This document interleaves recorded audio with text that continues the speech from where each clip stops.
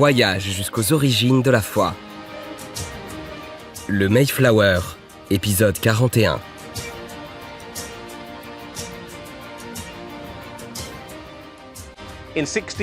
En 1620, un bateau chargé de 130 passagers met les voiles vers le Nouveau Monde. Une frontière qui avait été franchie par très peu d'Européens et finirait par être connue sous le nom des États-Unis d'Amérique. Ils débarquèrent sur la côte Est, à Cape Cod, avant de finalement s'installer à Plymouth, Massachusetts. Cependant, leur voyage commence dans un petit village anglais.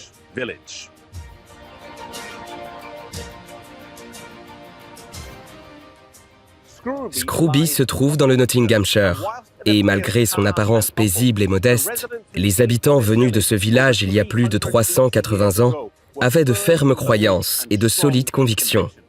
Les principaux membres des séparatistes de Scrooby étaient Clifton comme pasteur, Robinson comme professeur et Brewster comme ancien au pouvoir.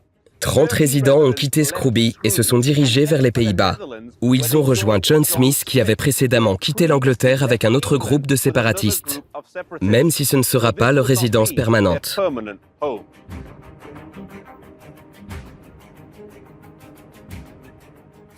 D'autres réunions auront lieu, et ceux qui étaient en Hollande décidèrent qu'ils se dirigeraient vers l'Amérique.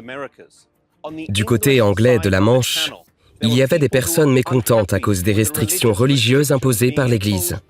Et ils estimèrent également que l'Angleterre avait cessé d'être un lieu habitable.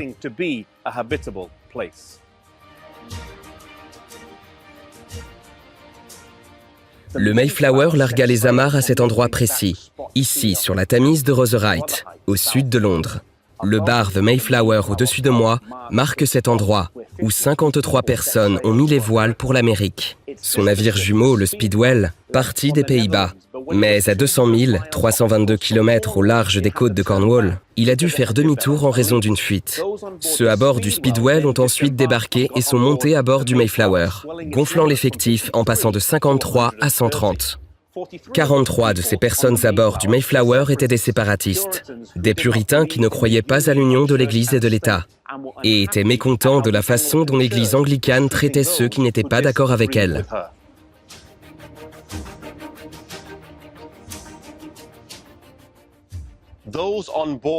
Les personnes à bord ont dû supporter de vivre à l'étroit, les pénuries alimentaires, peu de viande fraîche, peu d'eau, de graves maux de mer et des tempêtes violentes, ce qui en fit un voyage incroyablement ardu. Ils ont finalement aperçu la Terre le 9 novembre 1620 à Cape Cod et finiront par ancrer à Provincetown le 21 novembre. De ceux qui ont fait le voyage, plus de la moitié mourront ce premier hiver, en raison du climat rigoureux et de la mauvaise alimentation à leur disposition.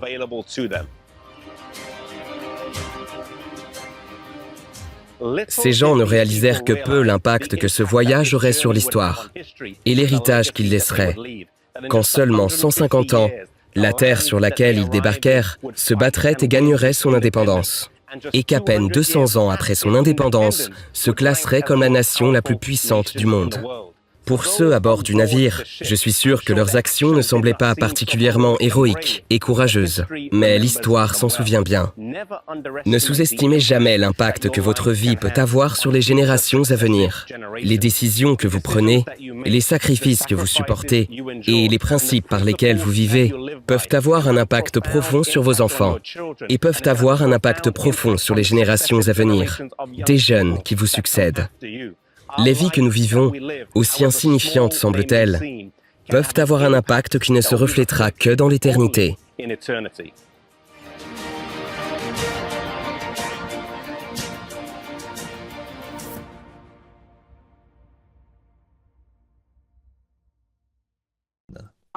Je pense que si, aujourd'hui, nous avions des gens, nos églises, qui prétendent être chrétiennes, qui s'abstenaient des choses du monde et menaient ce genre de vie, cela influencerait les chrétiens plus jeunes à faire la même chose. Mais aujourd'hui, quand ils se relâchent, boivent, fument et font des choses déplacées, tout en essayant de se déclarer chrétiens, cela met une vilaine pierre d'achoppement sur le chemin des autres et cela rend les choses très difficiles. Souvenez-vous, la Bible dit, vous êtes des lettres écrites, vivantes, lues de tous les hommes. Or, beaucoup de gens ne veulent pas lire la Bible, mais Dieu a fait de vous un représentant vivant. Vous êtes une lettre ambulante. Vous devriez être une Bible ambulante. Christ en vous. Vous devriez être la parole de Dieu ambulante. Et si vous professez être chrétien, mais que vous n'êtes pas cela, votre influence, à cause de l'influence que vous exercez, vous devrez rendre des comptes au jour du jugement pour de nombreuses âmes que vous aurez détournées, éloignées de Christ. Je pense qu'il est de notre devoir ce soir de réfléchir à cela, car tous, hommes, femmes, jeunes filles, vous savez que vous devrez passer en jugement. Vous pouvez échapper à ceci, cela ou autre chose. Vous pouvez rouler les impôts et échapper au fisc. Vous pouvez faire une chose ou l'autre. Vous pouvez avoir dépassé la limitation de vitesse sans vous faire attraper par la police. Mais un jour, le jugement vous rattrapera. Ça, c'est certain. Et nous savons que l'homme doit mourir. Et après quoi vient le jugement. La mort n'est pas une chose difficile. C'est le jugement après la mort. C'est ça qui est grave. Et là, ce que vous avez fait dans la vie et comment vous avez influencé les autres, ce jour-là, vous aurez à en répondre. À combien plus forte raison devrions-nous rejeter tout fardeau et le péché qui nous enveloppe si facilement, afin que nous puissions courir avec persévérance dans cette carrière qui nous est ouverte, ayant les regards non pas sur les credos, sur les dénominations, sur quelqu'un d'autre, mais sur Jésus-Christ, qui est le chef et le consommateur de notre foi. Combien nous devrions réfléchir à ces choses, mes amis, sérieusement et avec respect, alors que nous voyons ce jour approcher, en sachant que, d'un moment à l'autre, les pages de votre vie, le livre pourrait être fermé ce soir, et que demain, ce sera trop tard pour vous de le faire. Ne remettez pas à demain ce que vous pouvez faire aujourd'hui, car demain pourrait ne jamais venir. Les hommes et les femmes, les jeunes garçons et les jeunes filles, qui sont peut-être assis ici ce soir, seront à la morgue avant l'aube. C'est vrai. Et alors, votre livre sera fermé. Et vous n'aurez plus jamais une autre occasion. Ceci peut être votre toute dernière occasion. Réfléchissez à ça, sérieusement. Vous dites, eh bien, probablement pas. Probablement pas, mais ça pourrait bien l'être. Mais souvenez-vous, un jour, le livre va être fermé avec ce que vous êtes en train de faire maintenant. Et particulièrement vous qui prétendez être des chrétiens, séparez-vous des choses du monde. N'ayez rien à faire avec le monde. Fuyez ça, car quelqu'un vous observe. Quelqu'un vous observe. Et vous allez non seulement vous envoyer là-bas, mais encore vous allez amener les autres au mauvais endroit. Et vous aurez à répondre de votre influence.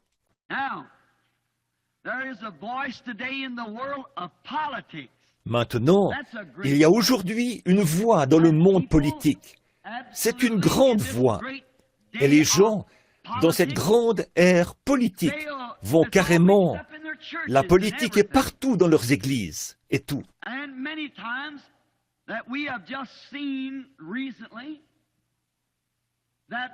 Souvent, et c'est ce que nous avons vu récemment, la voix de la politique résonne en fait plus fort que la voix de Dieu dans les églises. Sinon, le peuple américain n'aurait jamais fait ce qu'il vient de faire. Voyez, il ne l'aurait jamais fait.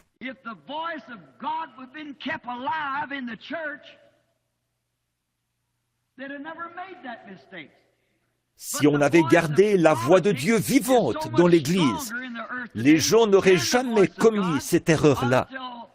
Mais sur la terre aujourd'hui, la voix de la politique résonne tellement plus fort que la voix de Dieu, au point que les gens ont vendu leur droit d'aînesse chrétien pour un plat de popularité, d'instruction et de pouvoir politique. Que c'est honteux ce que nous voyons là. Le fondement même, ce sur quoi notre nation a été fondée.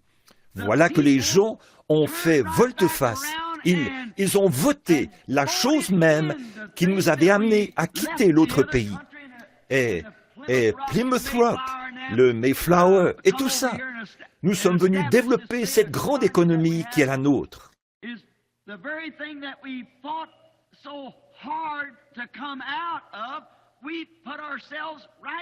Et la chose même dont nous étions sortis au prix de tant de luttes, d'un coup, nous sommes retournés nous mettre sous son grappin, parce que la Bible a dit qu'il en serait ainsi.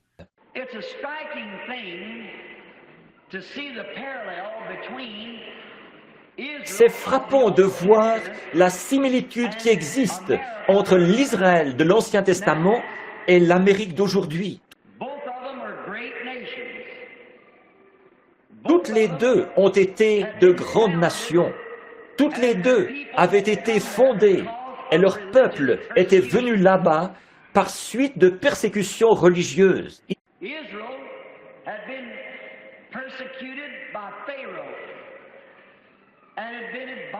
Israël avait été persécuté par Pharaon et avait été en esclavage pendant des centaines d'années, où on les avait privés du droit d'adorer le Dieu vivant et vrai, où on les avait privés de ce privilège, et ils étaient devenus des esclaves.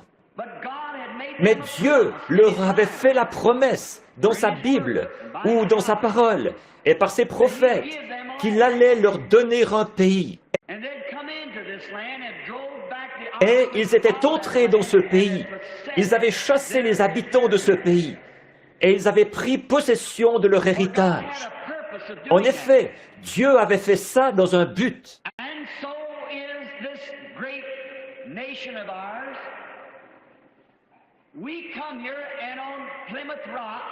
Et c'est la même chose pour notre grande nation à nous. Nous sommes venus ici et au rocher de Plymouth, cette nation a été fondée sur la liberté de religion.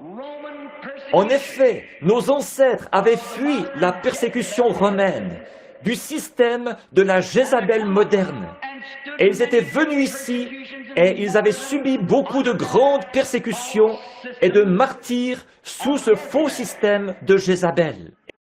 Et selon la Bible, Apocalypse chapitre 13, Dieu leur avait promis une oasis et un lieu, car la femme avait été emportée au désert où elle était nourrie pendant un temps, du temps et la moitié d'un temps. Dieu avait fait cette promesse à l'Amérique ou à l'Église, à la femme, qu'elle viendrait dans ce pays-ci. Avez-vous remarqué Apocalypse 13? Toutes les autres bêtes étaient montées de la mer, des eaux.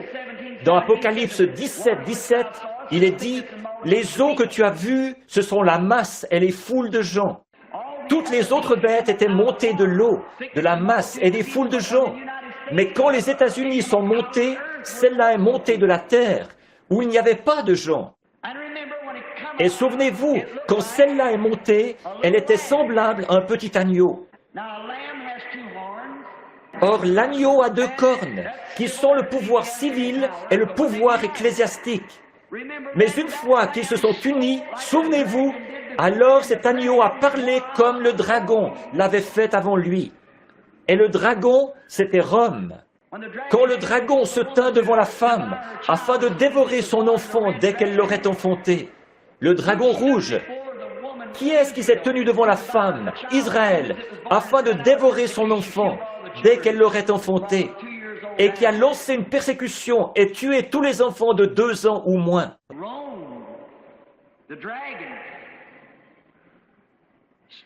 Rome, le dragon, se tint devant la femme, afin de dévorer son enfant dès qu'elle l'aurait enfanté.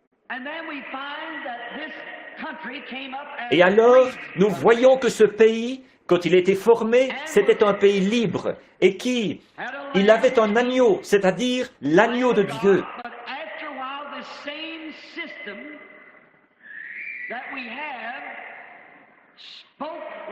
Mais quelque temps après, le système même que nous avons, il parlait comme le dragon, et il exerçait toute l'autorité que le dragon avait eue avant lui. Elles sont similaires l'une et l'autre, parfaitement. Et souvenez-vous, alors que Israël est arrivé là, elle a fait de la Palestine sa patrie. Elle a chassé tous les habitants de ce pays et elle a pris possession du pays. Nous sommes arrivés et nous l'avons ôté aux Indiens. Nous les avons chassés et nous avons pris possession du pays. Il y a une raison pour laquelle Dieu a fait ça. Dieu allait montrer au monde ce qu'il pouvait faire avec une petite bande de gens qui voulaient avoir la liberté. Et la liberté de religion pour pouvoir servir Dieu. Qu'est-ce qu'Israël a accompli grâce à ces choses? Il a fait d'Israël la nation la plus puissante du monde. Elle l'est demeurée jusqu'à ce qu'elle abandonne la volonté de Dieu. Qu'est-ce qu'il a fait de l'Amérique? Il a fait d'elle la nation la plus puissante du monde. Et ce jusqu'à maintenant où elle abandonne la volonté de Dieu. Tout à fait similaires l'une et l'autre.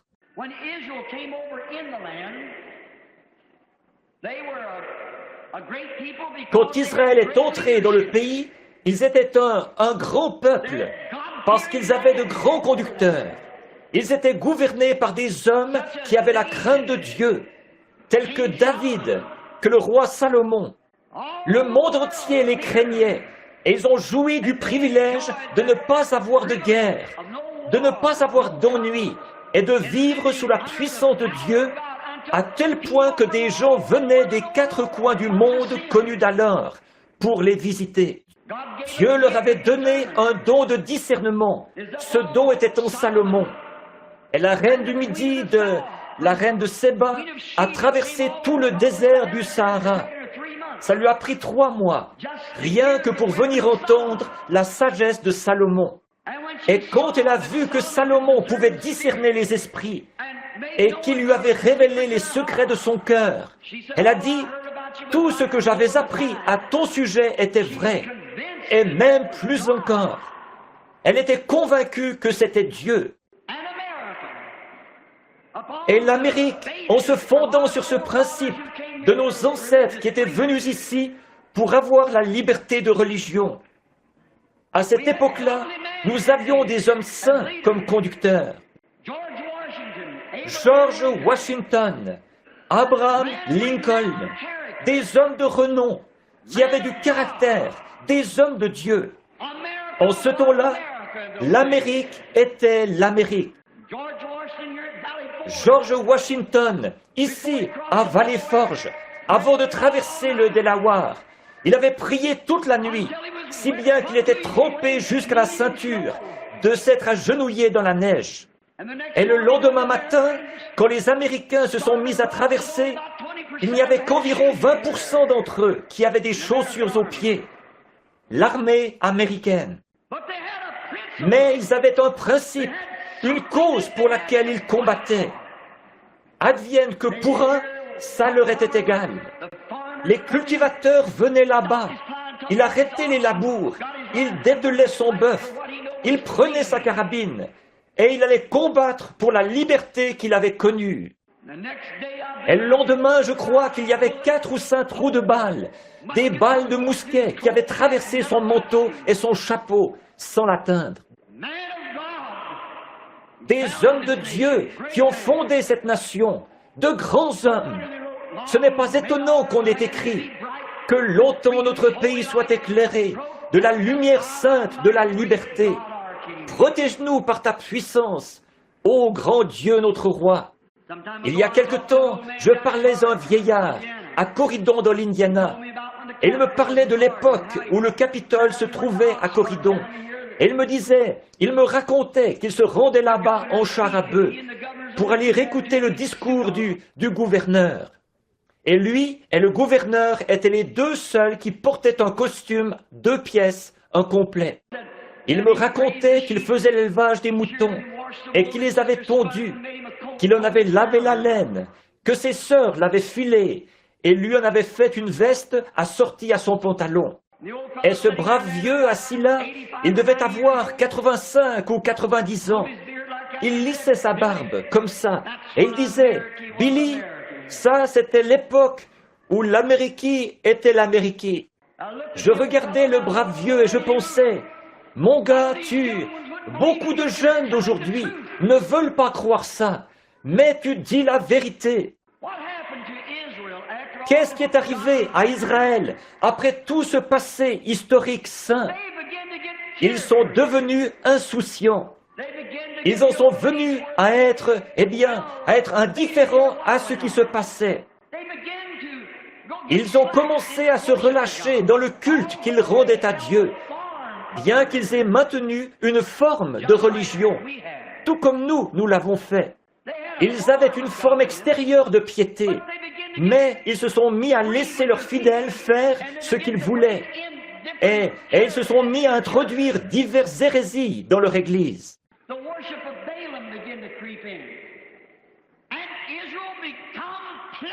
Le culte des Baals a commencé à s'infiltrer. Et Israël est devenu ivre, avide de plaisir et de ce genre de choses.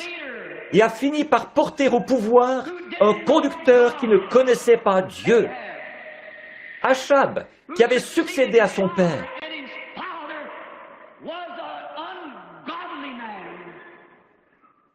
Et son père était un impie, un homme riche, mais un impie. Et il a commis tous les péchés, plus de péchés que tous ceux qui l'avaient précédé.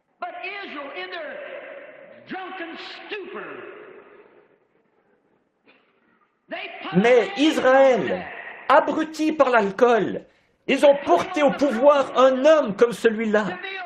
Ils l'ont mis sur le trône pour qu'il règne sur eux. Ils pensaient qu'il n'y avait pas de mal à ça, tout comme beaucoup d'Américains aujourd'hui. C'est un bon politicien. Alors, qu'est-ce que ça peut faire, ça? Ça ne change rien à l'affaire, puisque c'est un bon politicien. Beaucoup d'Américains, beaucoup trop, ont vendu leurs droits d'aînesse comme Américains. Et ils disent, qu'est-ce que ça peut faire, ça? Pourvu qu'on reçoive du gouvernement quelques dollars de plus et qu'on ait de quoi vivre. Ils ont renié leurs principes à cause de leur ventre et à cause des convoitises et de la soif d'un monde rempli de péchés. Et ils ont oublié le but même pour lequel nous avons débarqué au rocher de Plymouth. Ils ont oublié notre patrimoine et sont allés trahir tout ça pour suivre la foule avide de plaisir. Ce qui est arrivé du temps d'Israël est arrivé de même aujourd'hui. L'Amérique a suivi la même voie, s'est engagée exactement dans le même sentier, le plaisir. Au bout de quelque temps, le gouvernement donnait son appui au péché. Pourvu qu'on ait une synagogue, qu'est-ce que ça peut faire, ça? C'est exactement ce que l'Amérique a fait. Et nous avons commencé à nous organiser et à former des petits groupes avec plus de péchés et encore plus de péchés. Si seulement nous étions restés fidèles aux vrais principes pour lesquels nous avons débarqué ici. Le péché a commencé à s'infiltrer dans les églises, tout comme c'était arrivé à cette époque-là. Les femmes ont commencé à se couper les cheveux, à porter des vêtements indécents, et chaque année, c'est un peu plus court. Et les hommes ont commencé à faire ceci, cela et autre chose, à jouer aux cartes et à jouer au loto dans l'église. Et ils sont tout aussi mondains que l'étaient, avides de plaisir, abrutis par l'alcool. Les ministres qui sortent du séminaire avec un diplôme, et l'évêque qui dit « Mes garçons, prêchez ce que vous voudrez. Quant à moi, je crois que le sang de Jésus-Christ a séché il y a 1900 ans. » On en est au point où l'Église n'est rien d'autre qu'une organisation, comme un club. Puissiez-vous ne jamais oublier cet après-midi. C'est devenu comme un club. Le monde a commencé à s'infiltrer. Les ministres se sont mis à faire des compromis, exactement comme du temps d'Achab. Remplis de péchés, pourris jusqu'à la moelle. Et ça a continué, sans relâche.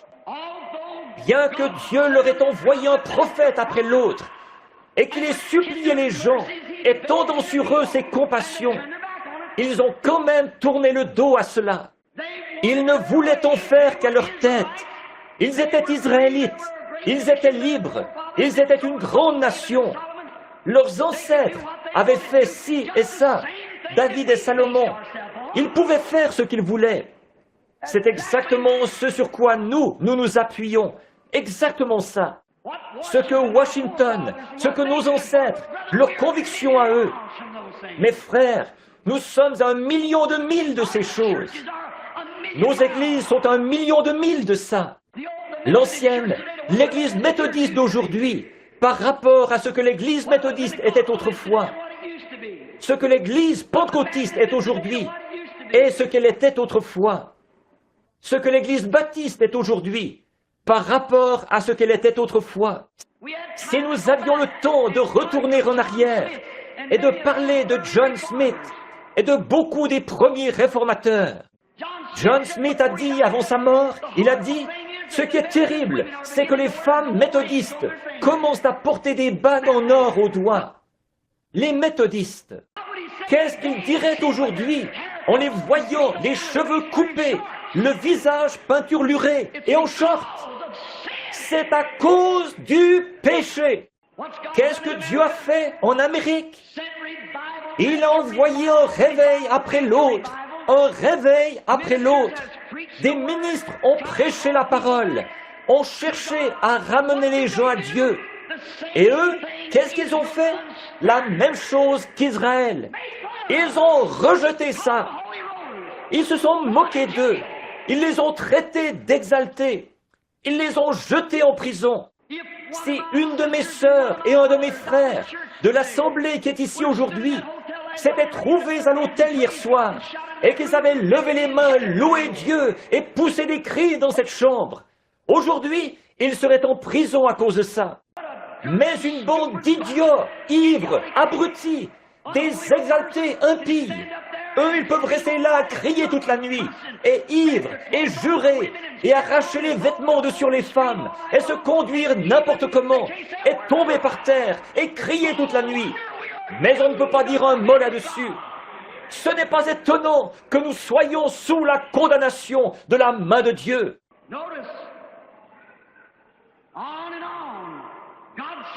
Remarquez, sans relâche, Dieu a envoyé des ministres. Il a accompli des signes et des prodiges. Il a démontré sa parole. Et dans la plupart des cas, beaucoup de membres modernistes du clergé ont rejeté ça et se sont moqués de chaque réveil. Par exemple, la prétendue Église de Christ et les autres, les jours des miracles sont passés. Ils font tout ce qu'ils peuvent pour bloquer ça, pour que ce petit reste de Dieu ne le reçoive pas. Ce qui est arrivé en Israël arrive de même aujourd'hui. Bien souvent, Dieu est obligé de retirer les siens de ces organisations et de ces dénominations, de les emmener dans le désert tout seuls pour leur parler.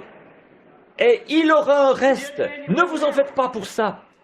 Il en a eu un à cette époque-là, il en aura un maintenant. Ils ont continué à s'enfoncer dans le péché, à patauger dans ces choses. À cause de quoi? Leur conducteur. Il n'y avait rien pour mettre le haut là à ça.